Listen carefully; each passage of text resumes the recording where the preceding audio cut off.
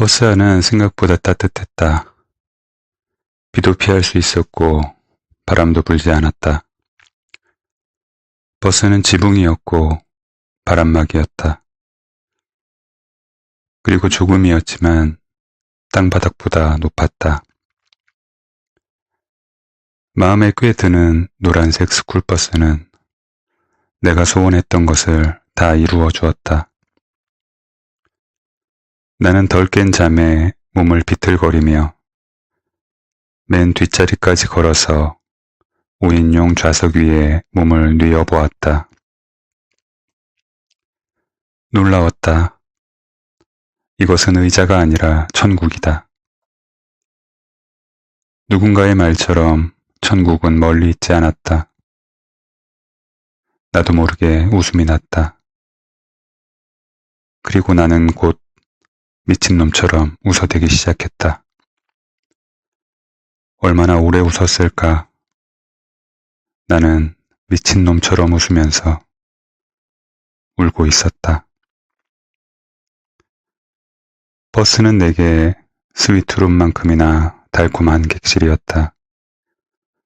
나는 운전석 옆자리의 창문을 화장실로 이용했다. 물론 소변만 해결했고 이를 볼 때만 창문을 열었다. 운전석 뒷자리를 현관으로 정했다.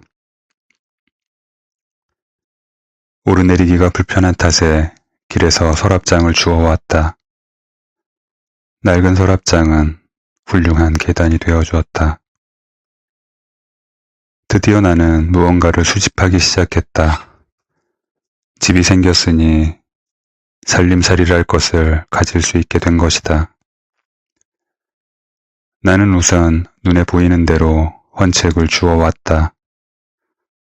주로 역사서와 소설들이었다. 그 중에는 수학의 정석처럼 필요하지 않은 책도 있었지만 베개로 쓰기에는 딱 알맞았다. 버려진 옷가지들을 묶어서 이불도 만들었다. 덕분에 몸이 얼 때까지 기다리지 않아도 편안히 잠들 수 있었다. 집은 많은 변화를 선물했다. 나는 더 이상 멀리 산책하지 않았다. 집에서 보내는 시간이 골목을 배회하거나 거리를 구경하는 것보다 한결 편안하고 행복했다. 특히 창을 통해 보는 바깥 풍경은 시간의 흐름을 잊게 할 만큼 매력적이었다. 눈도 비도 이제는 피신을 위한 고민거리가 아니라 오히려 낭만이 되었다. 겨울의 학교 운동장은 종일 조용했다. 어느 날에는 눈이 내렸고 어느 날에는 비가 내렸다. 맑은 날에는 잘 되지 않더라도 종일 자려고 노력했다. 운동장 풍경은 언제나 나를 행복하게 해주었는데 그 중에서도 비 내리는 날이 가장 사랑스러웠다. 버스 천장으로 떨어지는 빗소리는 버스가 선사하는 운치 중의 백미였다. 빗소리를 들으며 잠드는 날에는 꿈조차 꾸지 않았다. 아침이 오면 나는 밤새도록 비와 대화를 나눈 것 같은 행복한 착각에 빠지고는 했다. 버스에서 살기 시작한 이후로 영혼을 메우고 있던 어두운 거품이 조금씩 자취를 감추기 시작했다. 가슴속의 풍랑이 잦아들고 고요가 돌아왔다. 나는 소리내어 책을 읽었다. 그날 마음에 드는 자리에 앉아 가장 편안한 자세로 책을 읽었다. 내가 선택할 수 있는 자리는 모두 25자리였다. 운전석을 포함한 모든 의자가 돌아가며 내 서재가 되어주었고 소파가 되어주었고 안락의자가 되어주었다. 나는 버스 안을 누비는 살아있는 유령이었다. 아무도 내 존재를 알지 못했고 나 역시 투명 인간처럼 가볍게 움직였다. 버스에서의 생활도 조금씩 흐름이 잡히기 시작했다. 길에서 살기 시작한 이후로 처음 가져보는 규칙적인 생활이었다. 지붕 없는 삶은 소용돌이 그 자체였다. 매일 다르게 되는 대로 사는 것도 리듬이랄 수 있다면 완벽한 무질서가 곧 길의 리듬이었다. 길의 리듬에는 정해진 만남이나 계획이나 성과 따위가 존재하지 않는다. 만족을 바라기에는 생존조차 버겁다. 이웃이나 친구도 없고 늘 똑같은 극저온의 시선을 몸과 영혼으로 받아내야 한다. 그러나 현재의 나는 버스의 산뜻한 노란색 외관과 편안하고 쾌적한 내관에 홀려 마치 버스와 바람이라도 난 듯 몹시 흥분한 인간의 모양새를 하고 있다. 정착 생활을 정리하자면 그렇다. 방황이 끝난 것이다. 하지만 강이 넓어졌다고 해서 급류가 아예 끝난 것은 아니다. 조심해야 할 것이 많았다. 낮에는 외출하지 않았고 주로 버스 안에서 책을 읽거나 운동장을 바라보는 일로 소일했다. 꼭 나가야 한다면 어두운 시간을 택했다. 먹을거리를 구하는 일도 주로 밤을 이용했다. 큰 용변은 가까운 빌딩 화장실에서 해결했다. 사람들의 눈이 가장 위험했다. 사람들의 몇 마디로 시작된 소문 덕분에 소중한 보금자리를 잃을 수도 있으니까. 나는 이곳에서 겨울을 날 수 있기를 기도했다. 가능하다면 사계절을 모두 보낼 수 있기를. 아니, 평생 이 버스에서 살 수 있기를. 버스에서 지내는 시간이 길어지면서 나는 조금씩 바깥 세상이 궁금해지기 시작했다. 물론 아무것도 변하지 않았을 것이다. 하지만 나는 조금씩 변하고 있었다. 지붕과 벽과 독서와 따뜻한 잠자리가 나를 바꾸어 놓았다. 움직이는 데는 게을러졌고 나를 들여다보는 일에는 부지런해졌다. 담배꽁초를 주우러 나가는 일이 귀찮아져서 담배를 끊었다. 끼니도 이틀에 한 끼로 줄였다. 몸은 마르고 영혼은 맑아지고 있었다. 읽을 책이 떨어지면 쓰레기 수거차가 돌기 전, 즉 자정 전후로 주택가를 돌며 책을 주우러 다녔다. 이사철이 아닌 탓에 책 구하기가 어려웠다. 나는 더 먼 동네까지 책을 구하러 다녀야 했다.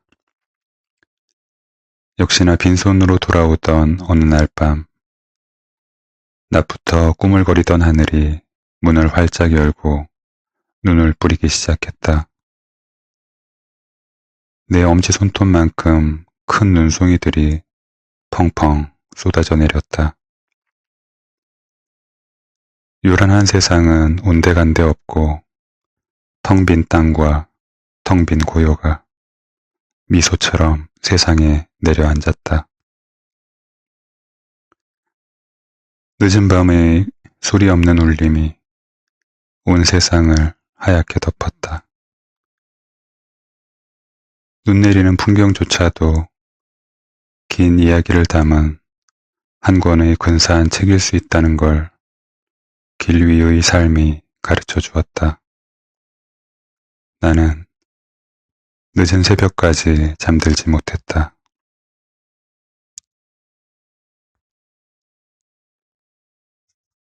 꿈, 노인. 식당은 무척 깔끔하다. 오랫동안 써온 나무 테이블은 낡을 만큼 낡았지만 먼지 하나 굴러다니지 않는다. 4명이 앉을 수 있는 테이블이 3개 있고 2명이 앉을 수 있는 테이블이 하나 있다. 2명이 앉을 수 있는 테이블에 젊은 청년 1명과 노인이 나란히 앉아 있다. 2명이 앉을 수 있는 테이블에서는 창밖 풍경을 구경하며 식사할 수 있다.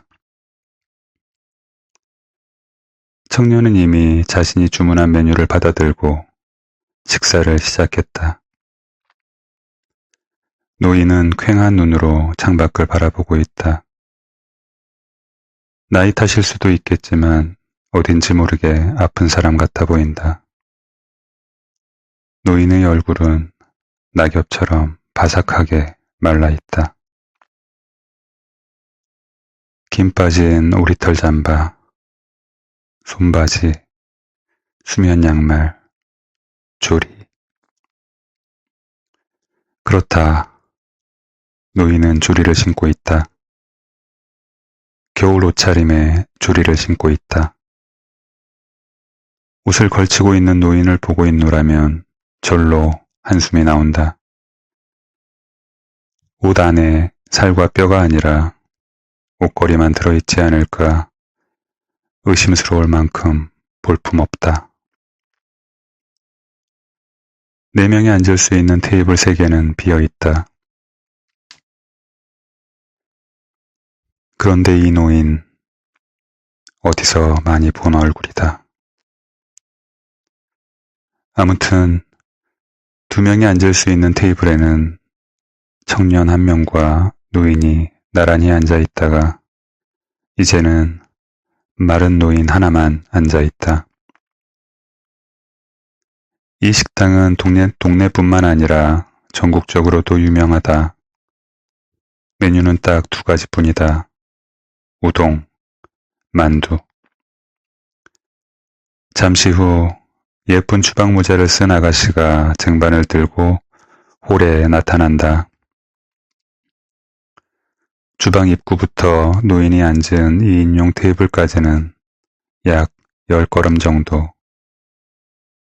우동은 사기 그릇에 얌전히 담겨 있고 만두는 찜통 위에 가지런히 놓여 있다. 노인은 식탁에 놓인 우동과 만두를 번갈아가며 쳐다본다. 김이 모락모락 피어오른다. 그거 참 묘하다. 김의 정체라는 건 결국 수증기일 뿐인데 맛이 전해진다. 노인이 젓가락을 들어 만두 하나를 집어먹는다. 우동 국물을 한 숟가락 뜨고 우동면 몇 가닥을 집어먹는다. 노인은 말없이 맛있게 우동과 만두를 즐긴다. 홀에는 노인밖에 없다. 아무 소리도 나지 않다가 노인이 우동면을 집어들면 곧 후루룩 소리가 난다. 노인은 아주 느리게 식사를 즐긴다. 젊은이라면 2분도 채 걸리지 않을 식사를 무려 10분이 넘도록 부여잡고 있다. 드디어 식사가 끝났다. 노인은 음식값을 치르고 식당 문을 나선다. 조용히 노인의 뒤를 쫓아가 본다. 노인은 누군가의 눈이 당신을 쫓고 있다는 걸 전혀 모르는 눈치다. 말은 몸치고는 잘 걷는다. 게다가 꽤 오래 걷는다. 멀리 걷는다. 걸음걸이는 몹시 느리다. 추격은 곧 지루해진다. 이쯤에서 그만둘까? 하지만 노인이 대로를 등지고 골목길로 들어서는 모습을 보고는 생각이 바뀐다. 왠지 곧 노인의 행보가 끝나고 목적지에 닿을 것 같은 느낌이다. 느낌을 믿어보기로 한다. 헤매기라도 하듯 이리저리 골목길을 돌고 돌던 노인이 드디어 목적지에 도착한다. 무진장 넓은 마당이다. 넓은 마당을 한참 질러가던 노인이 차에 오른다. 마당에서는 아이들이 한가로이 공을 차고 있다. 차에 오른 노인이 차창을 열고 밖을 내다본다. 샛노란 색깔의 스쿨버스다. 사랑스러운 색을 가진 스쿨버스다.